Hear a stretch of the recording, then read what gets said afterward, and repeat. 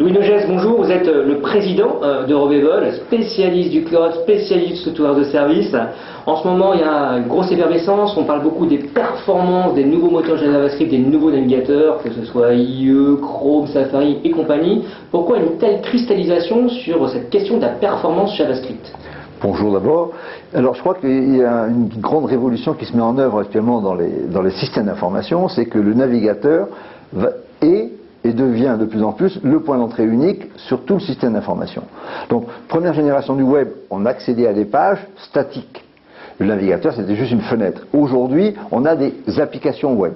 Et les applications web, pour qu'elles soient performantes, on a besoin d'un navigateur qui les exécute très vite. Alors, le grand standard aujourd'hui, c'est JavaScript, qu'on retrouve dans les applications Ajax.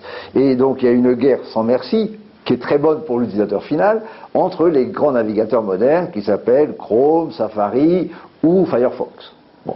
Et pour qu'une application web soit sympa, ergonomique et performante, elle exécute en JavaScript. Sinon, on évite de charger des milliers de pages. Et donc, le moteur JavaScript sera, un peu comme le moteur d'une voiture, le cœur de la performance.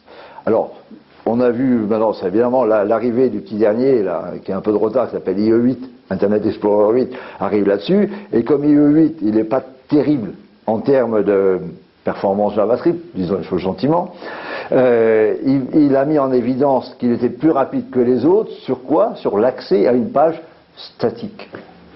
Et là, il gagne 0,04 secondes, il dit je suis le plus rapide, tout le monde s'en fout.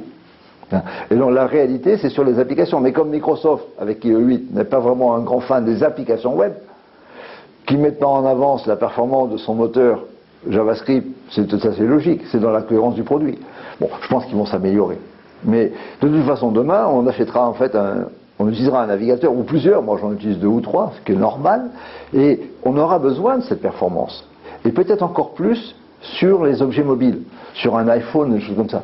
Parce que comme le processeur est un peu moins performant, au moins aujourd'hui, si sur cet objet-là, on a un très bon moteur JavaScript, ce qui a fait le succès de l'iPhone en fait, c'est la page web, on peut faire des choses extraordinaires. Donc oui, c'est important un moteur. Oui, dernière question. Comment vous voyez un petit peu le positionnement de Chrome, qui est arrivé un petit peu tard dans cette bataille des browsers? Quelle place il peut prendre, à votre sens, à court moyen terme? Alors, quelle peut être la place de Chrome là-dedans? Bon. Alors moi j'aimerais bien m'en servir. D'abord, je peux pas, parce qu'il n'est pas sur mon Macintosh. Bon, ça devrait pas trop tarder, et je l'attends avec impatience. Mais ils l'ont annoncé. Moi je pense que Chrome, qui est d'abord aussi open source, comme Firefox, ce sont les deux futurs leaders. Moi je vois un peu Chrome comme étant un challenger de Firefox, en disant mon petit copain, il ne faut pas que tu t'endors sur tes lauriers et on va te pousser un peu dans tes retranchements, ce qui est très bon. Et comme ils travaillent beaucoup en équipe et qu'ils collaborent, s'il y a une astuce qui est inventée par Chrome, elle sera reprise par Firefox, et Firefox fera la même chose pour Chrome.